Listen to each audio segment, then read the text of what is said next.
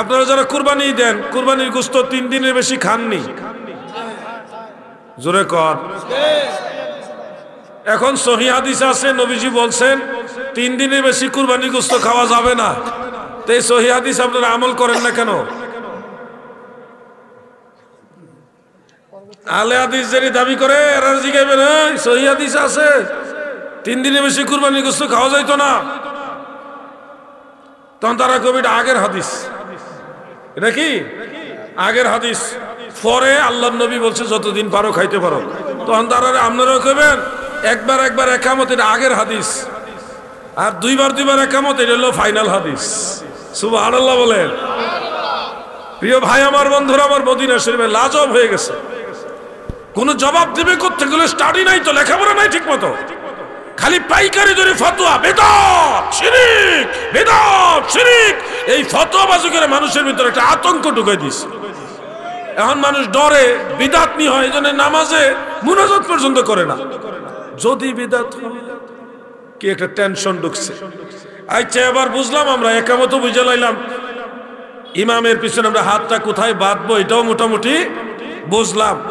এইবার আসেন, ইমাম সাহেব সূরা ফাতিহা পড়ে আলহামদুলিল্লাহি রাব্বিল আলামিন আর রহমানির রহিম পড়তেছেন। আপনি কি ইমাম সাহেবের পিছন থেকে পড়বেন না চুপচাপ থাকবেন? আমরা চুপচাপ থাকি। আর এরা যারা ফিতনা বা সহিহ আকীদার নামদারি, এরা কি করে? ইমাম সাহেব পড়ে, তারাও পড়ে। তাদের দাবি জামাতে ইমাম সাহেবের পিছনে নামাজ পড়ার সময়ও সূরা ফাতিহা পড়তে হবে, না হয় নামাজ হবে না। তারা মনে করে নামাজই হবে না। দলিল কি? দলিল হলো ওই যে সহিহ মুসলিমের হাদিস, লা সালাতা ইল্লা বিফাতিহাতিল কিতাব, বিভিন্ন আলফাজে হাদিসটা আছে, সূরা ফাতিহা ছাড়া নামাজ হবে না। কারণ আমরা জিগান যে আপনারা এই হাদিস পড়ছেন নি? হ্যাঁ পড়ছি। সূরা ফাতিহা ছাড়া নামাজ হবে না, এটা পড়ছি। তাহলে আপনারা কেন ইমাম সাহেবের পিছনে সূরা ফাতিহা পড়েন না? তখন আমরা প্রথমত জবাব হলো পবিত্র কোরআনের আয়াত, সূরা আরাফ আয়াত নম্বর 204। এই আয়াত নম্বর কত? আপনারা লক্ষ্য করে দেখবেন, যারা সহিহ আকীদা বলে দাবি করে, তারা এভাবে নামাজের নিয়তগুলোকে মারাত্মক পর্যায়ের বিদআত বলে, এবং এটাকে তারা খুব ঘৃণিত কাজ মনে করে, নাজায়েজ মনে করে।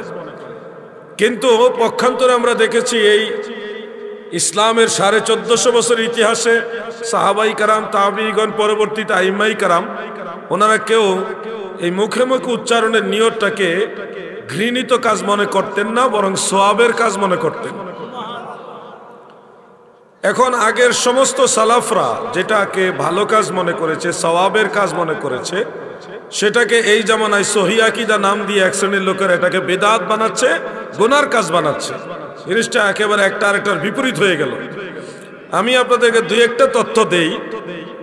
যেমন ইমাম ইবনু নুজাইম মিসরি রহমাতুল্লাহ আলাইহি ফতোয়ায়ে বাহরুর রায়কের মধ্যে লিখেছেন, এবং আল মুহিতুল বুরহানির মধ্যেও ইমাম বুরহানুদ্দিন নুমানী রহমাতুল্লাহ আলাইহি লিখেছেন। এগুলি অনেক পুরাতন কিতাব। এরপরে ফতোয়ায়ে শামী, ফতোয়ায়ে আলমগিরি, এগুলির মধ্যে ওই সমস্ত কিতাব থেকে এই বিষয়টা কোট করেছেন। জাওহারাতুন নাইয়ারা, কুদুরির সরা, সেই কিতাবের মধ্যেও এই মাসালাটা আছে।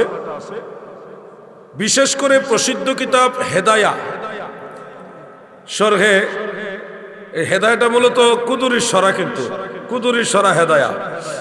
তো হেদায়ের মধ্যেও ইমাম মুরগেনানি রহমাতুল্লাহ আলাইহি তিনি মাসালাটা এনেছেন মুখে মুখে, যে নাওয়াইতু আন উসাল্লিয়া লিল্লাহি তাআলা রাকাতাই সালাতিন বা আরবা রাকাতাই সালাতিল, এই যে বলা হয়, এই মুখে মুখে উচ্চারণের নিয়ত সম্পর্কে ফতোয়ার কিতাবে লেখা হয়েছে ওয়া তালাফফুযু বিহা মুস্তাহাব্বুন, ইহাকে মানে নিয়তটাকে তালাফফুজের মাধ্যমে, মুখে শব্দ উচ্চারণের মাধ্যমে কেউ যদি এটা করে, আহলে সুন্নাত ওয়াল জামাতের সকল ইমামদের সর্বসম্মতিক্রমে চূড়ান্ত বিশুদ্ধ ফতোয়া হলো, রায় হলো, এটা মুস্তাহাব সওয়াবের কাজ। সুবহানাল্লাহ। এমন একজন দুইজন না, যে একজন দুইজন বলছে এরকম না, একেবারে সমস্ত আইম্মাই কারাম এই মাসালাটা বলে রায় দেওয়া হয়েছে ওয়া হুয়া সহিহ, এই মাসালাটা হলো সহিহ। যেই মাসালাটাকে সালফে সালেহিন সহি বললেন যে মুখে মুখে নিয়ত করাটা মুস্তাহাব, এটাই সহি মাসালা। সেই মাসালাটাকে সহি আকীদা নাম দিয়ে এক ধরনের লোক এটাকে বিদআত বানাইছে, গুনার কাজ বানাইছে। তাহলে এই জামানায় যারা সহি আকীদা দাবি করে মুখে মুখে নিয়তের মাসালাকে গুনার কাজ বানাইছে, আসলে তারা সহি আকীদার লোক না, এরাই হলো ভেজাল আকীদার লোক। যদি এরা সহি আকীদার লোক হতো তাহলে সলফে সালিহিন পূর্বের ইমামরা যেটাকে সহি বলেছেন ওইটাকেই তারা সহি মানত। আগের ইমামদের সাথে তাদের মিল থাকতো, যেহেতু ইমামদের সাথে তাদের কোনো মিল নাই, আসলে তারা সহি না, এরাই হলো ভেজাল। আমাদের যুবক ভাইদের মাঝে একটা প্রশ্ন দাঁড়াবে, হুজুর আমরা তো বুঝলাম ইমামরা বলছে এটা মুস্তাহাব, এটা কি নবীর জামানায় সাহাবীদের জামানায় ছিল কিনা? এই প্রশ্নটা আপনাদের মনে আসবে। শুনুন, রাসূল পাক সাল্লাল্লাহু আলাইহি ওয়াসাল্লামের জামানায় সাহাবীদের জামানায় মুখে উচ্চারণের মাধ্যমে নিয়ত ছিল। আমি এটা একটু পরে বলতেছি, কয়েক মিনিট পরে। এর আগে আপনাদেরকে এটুকু বলি, যখন দ্বীনের বড় মুজতাহিদ কোন ইমাম, কোন হাফেজুল হাদিস, তারা কোরআন সুন্নাহর আলোকে একটা রায় ঘোষণা করে দলিল হওয়ার জন্য এটাই যথেষ্ট আপনাদের জন্য, এর চেয়ে বেশি আর আমাদের প্রয়োজন নাই। জিনিসটা হলো মুস্তাহাবের বিষয়। যেমন একটা হাদিস নাসাই শরীফের মধ্যে উল্লেখ, হযরতে আব্দুল্লাহ ইবনে মাসউদ এবং হযরত উমর ফারুক রাদিয়াল্লাহু আনহুমা দুইজন সাহাবী থেকে বিশুদ্ধ সনদে বর্ণিত, রাসূল আকরাম সাল্লাল্লাহু আলাইহি ওয়াসাল্লাম বলেছেন, যে কোনো বিষয় সরাসরি কিতাবুল্লাহ দ্বারা ফয়সালা করতে হবে। ফাইন লাম ইয়াকুন ফি কিতাবিল্লাহ, যদি সেটা কোরআনের মধ্যে সরাসরি ফয়সালা না থাকে, সেক্ষেত্রে আমরা এটার ফয়সালা খুঁজবো রাসূল পাকের সুন্নাহ থেকে, রাসূলের হাদিস থেকে। ফাইন লাম ইয়াকুন ফি কিতাবিল্লাহি ওয়া সুন্নতি রাসূলিল্লাহ, যদি আল্লাহর কিতাবে কোরআনে এবং রাসূলের সুন্নাহ হাদিসের মধ্যেও এর সরাসরি কোনো সমাধান না থাকে, তখন আমরা কি করব? আল্লাহর নবী ফয়সালা দিয়ে যাচ্ছেন, কি করবেন আপনারা তখন? তখন প্রিয় নবীজি বলেছে, মুস্তাহিদ যারা কিয়াস করে, ইস্তেহাদ করে কোরআন হাদিসের অন্যান্য জ্ঞানের আলোকে, সেই কিয়াস অনুযায়ী তোমরা অনুসরণ করবে, এটাকে তোমরা মেনে নিবে। এই হাদিসটা মুআজ ইবনে জাবাল রাদিয়াল্লাহু আনহু থেকেও আবু দাউদ শরীফ আরেকটা সূত্রে বর্ণিত রয়েছে। তার মানে আমরা বুঝলাম প্রিয় নবীজির পক্ষ থেকে একটা রায়, যে কোনো মাসআলা যদি সরাসরি হুবহু কোরআনে না থাকে, সরাসরি হুবহু হাদিসেও নাই, কিন্তু দ্বীনের বড় বড় মুস্তাহিদ যারা, মুস্তাহিদ মানে কোরআন সুন্নাহর যারা পরিপূর্ণ জ্ঞানে জ্ঞানী, ওইরকম যোগ্যতা সম্পন্ন গবেষক পর্যায়ের আলেম, তারা যদি বলে কোরআন সুন্নাহর আলোকেই যেটা করা যাবে, আল্লাহ রসুল সহিহ হাদিসে বলছে ওইটা মানা যাবে, ওটা অনুসরণ করা যাবে। এই অনুসরণ করা যাবে এই ফয়সালাটা আমার না, এটা আল্লাহর রসুল সাল্লাল্লাহু আলাইহি ওয়াসাল্লামের ফয়সালা। তার মানে আমি আপনাদের এটাই বোঝাতে চাচ্ছি যে দ্বীনের যত মুজতাহিদ আছে, বড় বড় ইমাম আছে, ওনারা কোরআন সুন্নাহ গবেষণা করে আমাদেরকে রায় দিয়েছেন, আমাদের অনুসরণের জন্য এটাই যথেষ্ট সহিহ হাদিস মোতাবেক। এবার আমরা আরো ক্লিয়ার হব যে নবীজির জামানায়, সাহাবীদের জামানায় মুখে উচ্চারণের মাধ্যমে এই নাওয়াইতু আন উসাল্লিয়া যে আমরা পড়ি, এই নিয়তটা মুখে মুখে উচ্চারণের মাধ্যমে নিয়ত ছিল কিনা? উত্তর হলো ছিল। মুখে মুখে নিয়ত সাহাবীদের জামানায়, নবীজির জামানায়ও ছিল। দলিল কি? দলিল সহিহ বুখারীতে উল্লেখ, সহিহ বুখারী শরীফের মধ্যে উল্লেখ, হযরত ইবনে আব্বাস, হযরত আবু হুরায়রা সহ এক দল সাহাবী, তিনারা আসহাবে সুফফার কয়েকজন সদস্য সহ একদিন সকালবেলায় ওনারা ক্ষুধার্ত। আসহাবে সুফফার সদস্যরা সাধারণত না খেয়েই থাকতেন। 2 দিন 3 দিন পরে সামান্য খাবার দয়াল নবীজির দরবারে কেউ যদি হাদিয়া দিতেন, সেটা নবীজি ওনাদেরকে খাওয়াইতেন। এইভাবে এক কাপড়ে, 1.5 কাপড়ে ওনারা দিন যাপন করতেন, রাত্রি যাপন করতেন ইবাদত গুজারের মাধ্যমে।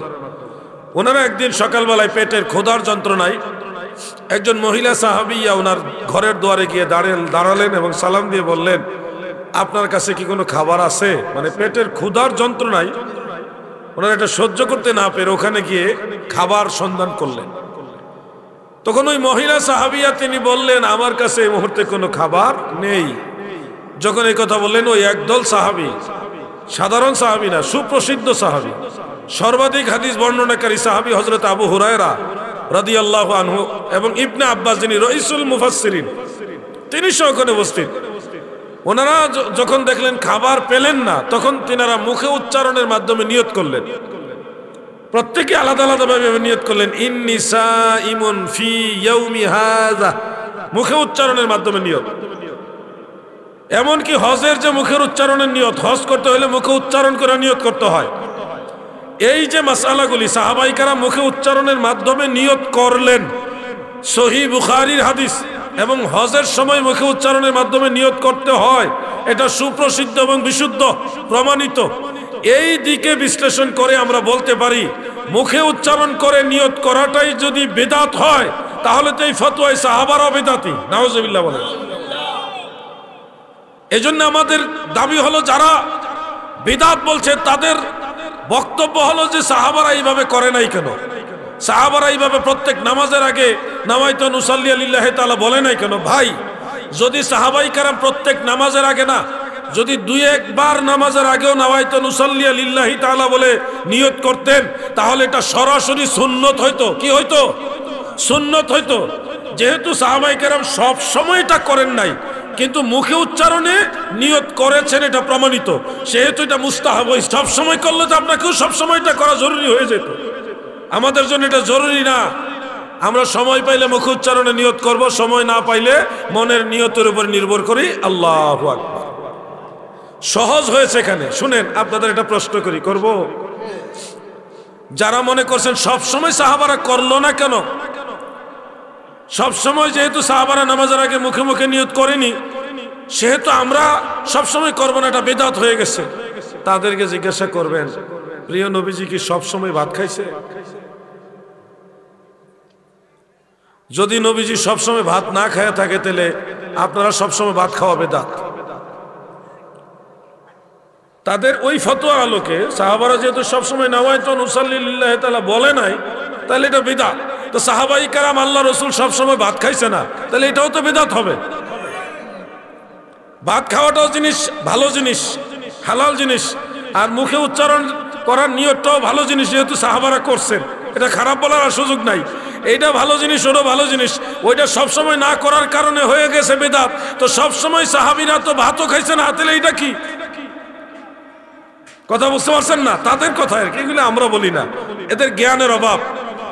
যেমন সালাফি সম্মেলন, তারা এখন মাহফিল করতেছে, মাহফিলের নাম হলো সালাফি সম্মেলন। এখন আপনারা বলেন, সাহাবীরা কি সালাফি সম্মেলন করছে?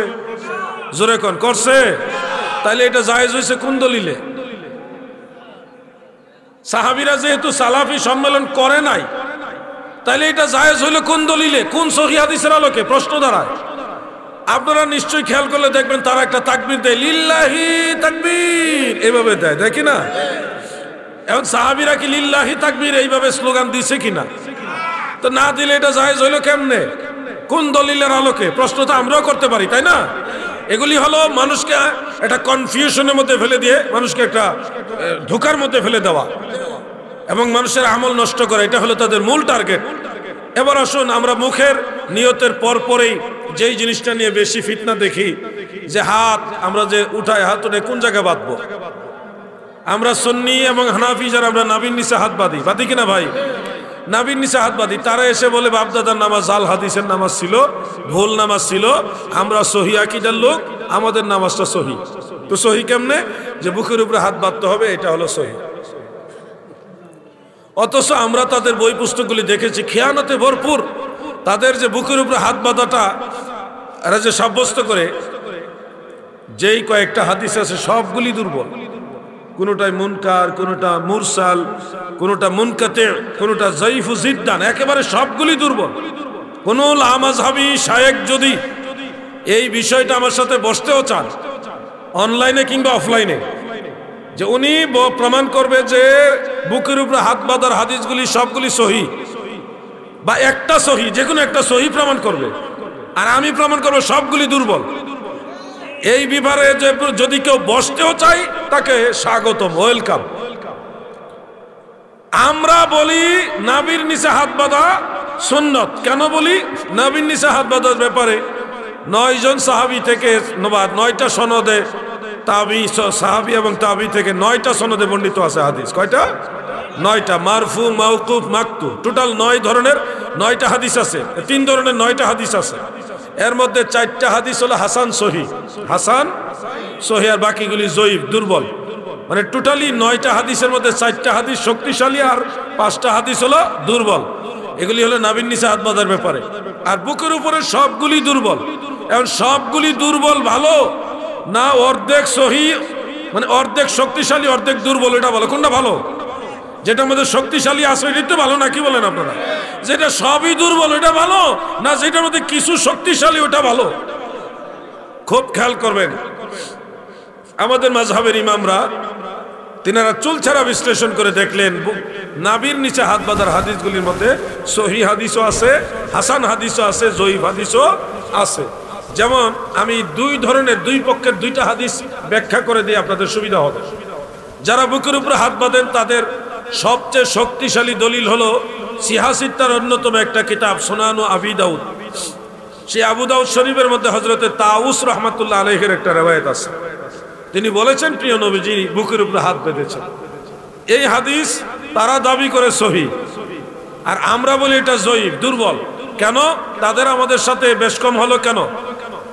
মনে রাখবেন, 1 নম্বর সমস্যা হলো এই হাদিসের যে মূল রাবি, যিনি বলেছেন আল্লাহর রাসূল সাল্লাল্লাহু আলাইহি সাল্লাম বুকের উপরে হাত বেঁধেছেন, উনি জীবনে কোনোদিন আল্লাহর নবীকে দেখেই নাই। উনি সাহাবী না, উনি হলো তাবেঈ। উনি কি?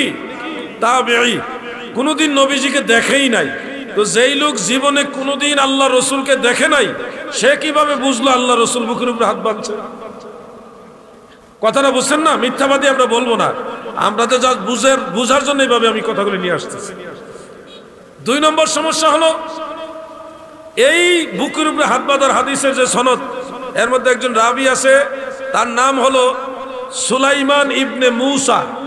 এই সুলাইমান ইবনে মুসা সম্পর্কে হাফিজুদ দুনিয়া ইমাম আবু যুরআ রাহমাতুল্লাহ আলাইহি এবং ইমাম আবু হাতিম রাহমাতুল্লাহ আলাইহি এরকম বড় বড় একদল মুহাদ্দিসিন তারা সবাই বলছে ওয়া হুয়া মুনকারুল হাদিস। সে হাদিস বর্ণনার ক্ষেত্রে ত্রুটিযুক্ত, দুর্বল, সমালোচিত, সে জয়ীফ রাবি। তো এই জয়ীফ রাবি বর্ণিত এবং যে বলছে বুকের উপরে হাত বাঁধার কথা, নবীজি বুকের উপরে হাত, সে নিজে কোনোদিন নবীজিকে দেখেই নাই। এই হাদিসকে তারা বানাইছে সহিহ হাদিস, এবং এটা তাদের 1 নম্বর দলিল। কয় নম্বর দলিল? 1 নম্বর দলিলের কি অবস্থা, আর বাকিগুলির আরো কি অবস্থা?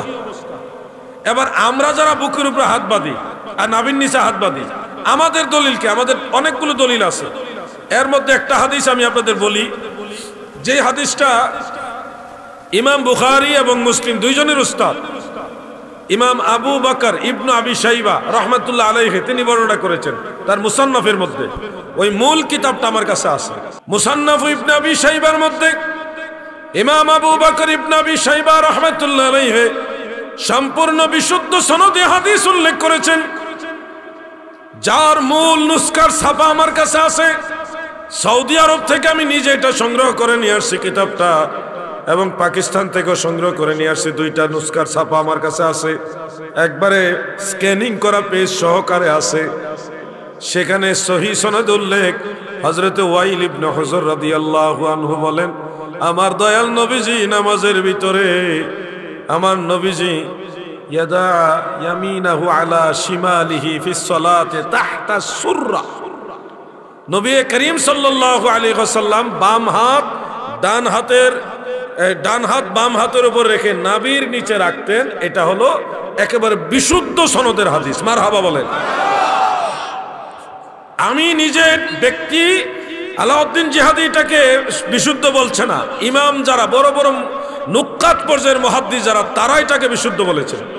যেমন হাফিজুল হাদিস ইমাম কাসেম ইবনে কুতলুবুগা রাহমাতুল্লাহ আলাইহি, ইমাম ইবনে হাজার আসকালানী সমসাময়িক একজন মুহাদ্দিস, তিনি এই হাদিসটা উল্লেখ করে লিখেছেন রিজালুহু সিকাত। এই হাদিসে বর্ণনাকারী সবাই বিশ্বস্ত, সহিহ হাদিস। আল্লাহর নবী নাভির নিচে হাত বেঁধেছেন। এখন আপনারা বলেন বুকের উপরে হাত বাঁধাটা হাদিস আছে, কিন্তু এটা জয়ীফ হাদিস, দুর্বল, আর নাভির নিচেরটা হলো সহিহ হাদিস।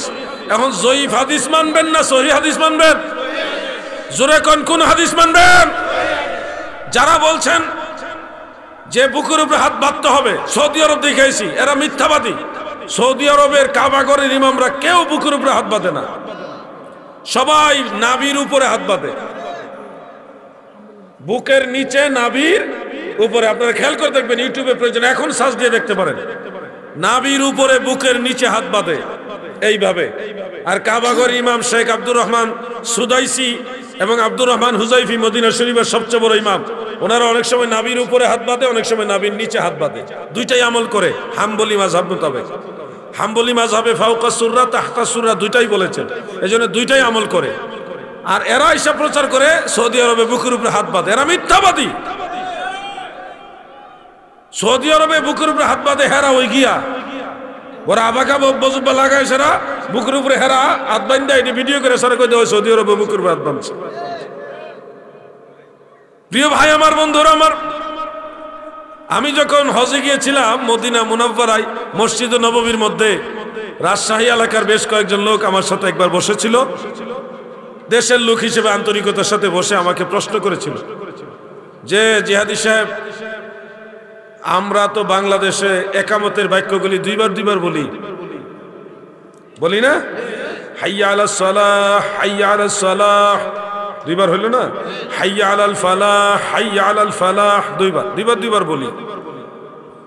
আমার প্রশ্ন করলো যে সৌদি আরব মক্কা শরীফ মদিনা শরীফ তো একামতের বাক্য একবার বলে, তাহলে মক্কা শরীফ মদিনা শরীফের আমলটা কি আপনি সহিহ হাদিস মোতাবেক আমল মনে করেন না? মদিনা শরীফের আমলটা সহিহ হাদিস না বাংলাদেশটা সহিহ হাদিস? আমার এমনি প্রশ্ন করছে, কি ফেসটা মারছে চিন্তা করছেন? আমি বললাম ভাই সাহেব, এখানে যে আমলটা করে এটা সহিহ হাদিস, আর আমরা হানাফিরা যে আমলটা করে এটা হলো অধিকতর সহিহ হাদিস, আসাহুল হাদিস আর কি। এখন তো ফেস খাওয়াইতে গিয়ে ভাললো না, উনি ভাবছিল আমি এটারে সহি কমু আর এটারে জয়ীফ কমু, অথবা এটারে সহি কমু এটারে জয়ীফ কমু। আমি কইছি এটাও সহি, এটার চেয়ে বড় সহি হইলে আমরা যেটা করি সেইটা। কয় এটা বড় সহি কেমনে? একামতের বাক্য যে আমরা দুইবার বলি, এটা বড় সহি আসাহ অধিকতর বিশুদ্ধ কিভাবে? আমি তখন বললাম, দাদু সহি সনদে প্রমাণিত রয়েছে ৮ম হিজরি পর্যন্ত হযরত বিলাল রাদিয়াল্লাহু আনহু একামতের বাক্যগুলি একবার বলেছেন।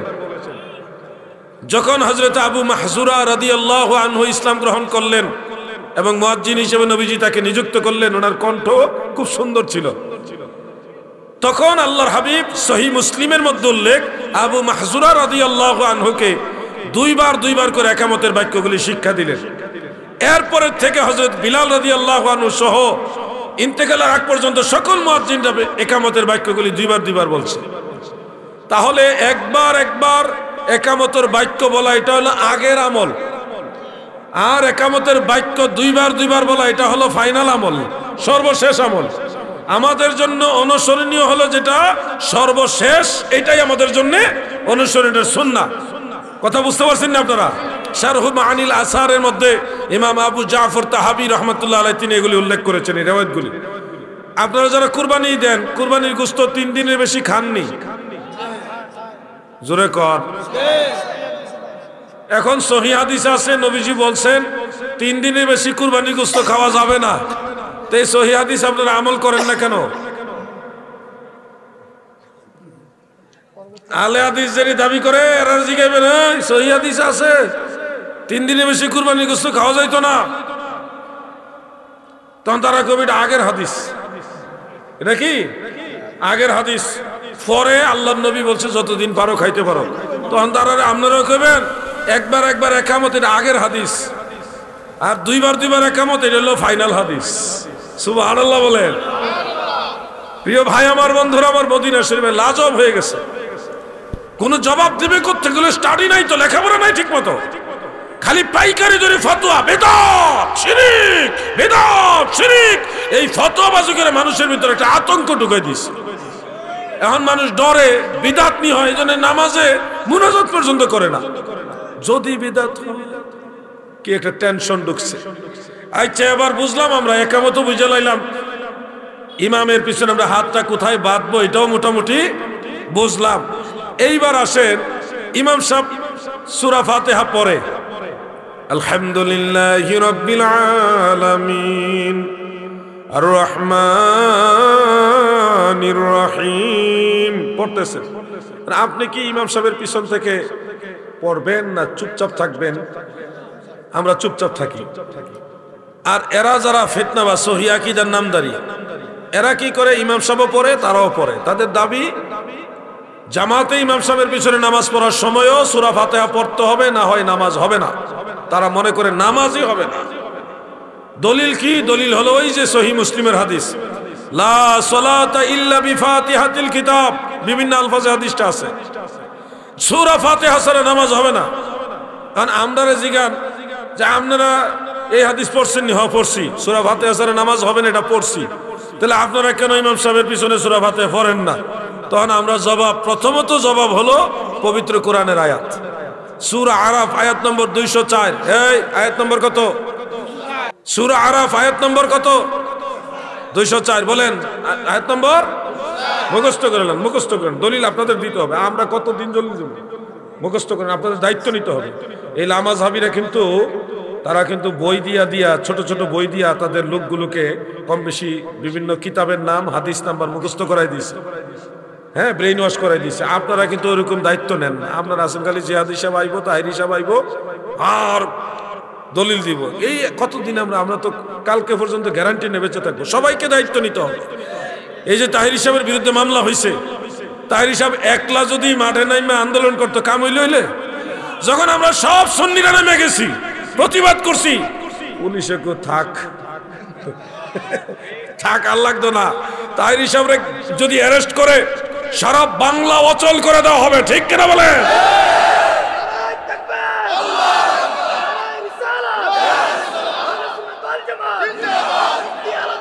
সুন্নিরা ধরে না, ধরলে ছাড়ে না।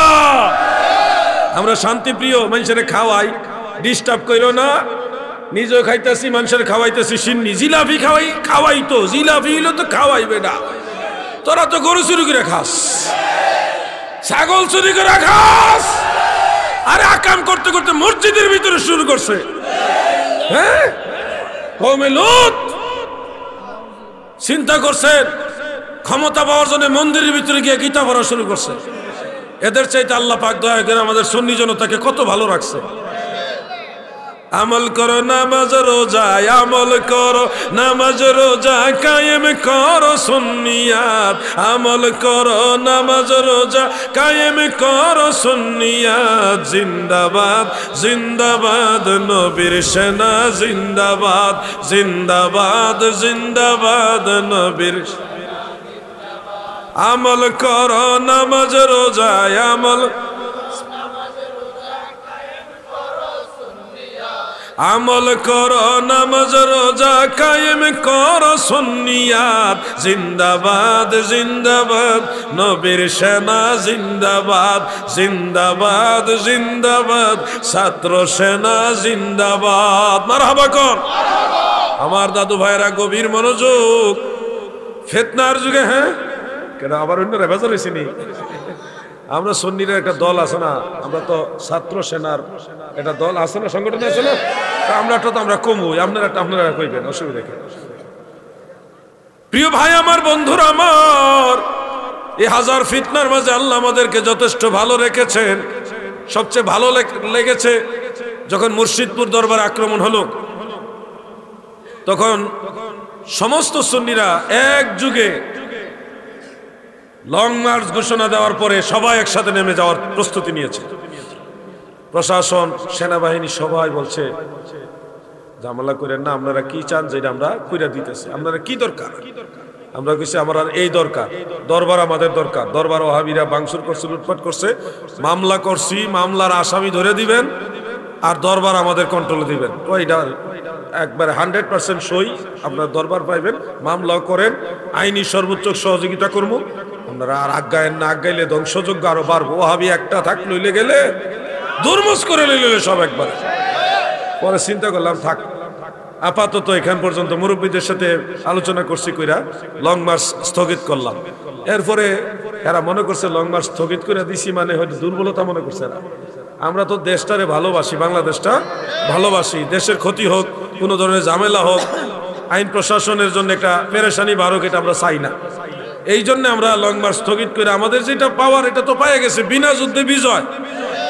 এই জন্য আর আমরা সামনে গেছি না। পরে কি তা করছে, তাইর হিসাবের বিরুদ্ধে মামলা দিছে। আরে মামলা কি জানেন নি, মারাত্মক মামলা। মাহফিলে গেছে, মাহফিলের পারমিশন নাই। আচ্ছা, মাহফিলে পারমিশন না থাকলে এটা কি বক্তা দায়ী না কমিটি দায়ী? মামলা হইলে বক্তার বিরুদ্ধে হবে না, কমিটির বিরুদ্ধে হবে।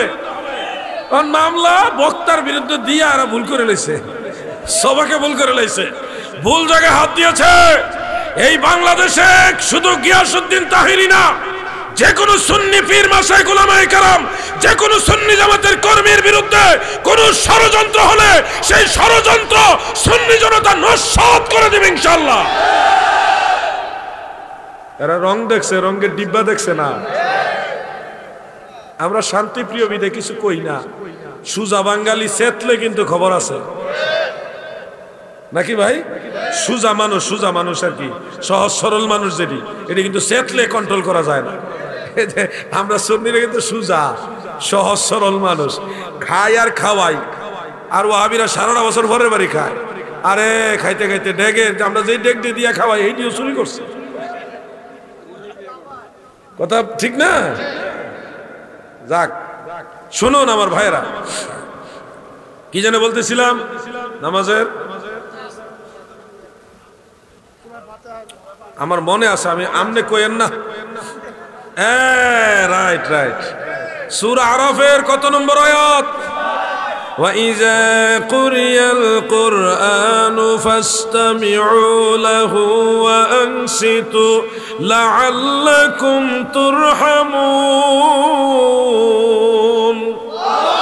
আল্লাহ তাআলা বলেন, যখন কোরআন পাঠ করা হয় তোমরা মনোযোগ দিয়ে শুনো এবং চুপ থাকো, যেন তোমরা আল্লাহর রহমত লাভ করতে পারো। আপনারা দেখে নিতে পারেন কোরআন শরীফে সূরা আরাফের 104 বলে 204, 100 কমাই লাইছে নগদে, চিন্তা করছে 200 কোন সূরা? দলিলটা হুতাইলে বেনা করা দরকার লাগবে। সেখানে আল্লাহ কইছে চুপ থাক, মনোযোগ দিয়ে শোন। আর হ্যাঁ, লগে লগে পড়তাম, চিন্তা করছে এ আল্লাহর কথা মানে না। তাফসীরে নাসাফি, তাফসীরে মাজহারি এবং তাফসীরে কুরতুবী, এই তিনটা তাফসীরের মধ্যে উল্লেখ, সাহাবাই কারামদের মধ্যে ইজমা হয়েছে। আহলুত তাফাসির যারা এবং আহলে ইলম যারা, সবার মধ্যে ইজমা হয়েছে এই কোরআন পড়াটা হলো নামাজের মধ্যে। ইমাম সাহেব যখন নামাজে কোরআন পড়বে তখন মুসল্লিরা পিছন থেকে চুপ থেকে মনোযোগ দিয়ে শুনবে, এটাই হলো কোরআনের ফায়সালা। মারহাবা বলেন। এই আয়াত দিয়ে যখন আমরা দলিল, এরা জানেও না কিন্তু সাহাবীদের যে ইজমা হয়েছে এটা কিন্তু ওরা জানে না। তাফসীরে নাসাফির মধ্যে এই ইজমার কথাটা উল্লেখ আছে। প্রিয় ভাই আমার, তখন কয় এটা হলো ফজর মাগরিব এশা 3 ওয়াক্তের কথা বলছে, কারণ ওই সময় ইমাম সাহেব পড়লে শোনা যায়। আর যোহর আসরের কথা আল্লাহ বলে নাই। আচ্ছা, আল্লাহ কি নাম করে আলাদা করে কইছে? হে আলগা করে, আচ্ছা আলগা করছে, তারপরও বোঝানোর চেষ্টা করি। শুনুন দাদু ভাই আমার, যোহর আসরে খফি কেরাত মানে আস্তে আস্তে ইমাম সাহেব পড়ে, যার কারণে পিছন থেকে শোনা যায় না। তো আমরা মনোযোগ দিয়ে শুনবো কি? উনি তো আওয়াজ করে পড়ে না, এই যুক্তি দিয়ে আওয়াজ করি না, আওয়াজ করতেছে। আরো হাদিস আছে, শোনো ভাই, ডোন্ট মাইন্ড প্লিজ। এই কথাগুলি আমি আদরের স্বরে, ভালোবাসার স্বরে বলছি। এই হাদিসটা এখানে শেষ না, যে সূরা ফাতিহা ছাড়া নামাজ হবে না, হাদিসটা এখানেই শেষ নয়। এই হাদিসটা পরিপূর্ণভাবে ইমাম বাইহাকি তার কিরাআতু খালফাল ইমাম সেখানে সহিহ সনদ উল্লেখ করেছেন, এবং ইমাম দারাকুতনি তার সুনানের মধ্যে হাদিসটা উল্লেখ করেছেন। সেই হাদিসটা বর্ণনা করেছেন, আমি পুরো হাদিসটাই পড়ে শোনাই। عن جابر بن عبد الله رضي الله تعالى عنه قال سمعت رسول الله صلى الله عليه وسلم يقول ما صلى ولم يقرأ بأم القرآن فلم يصلي إلا وراء الإمام. سبحان الله.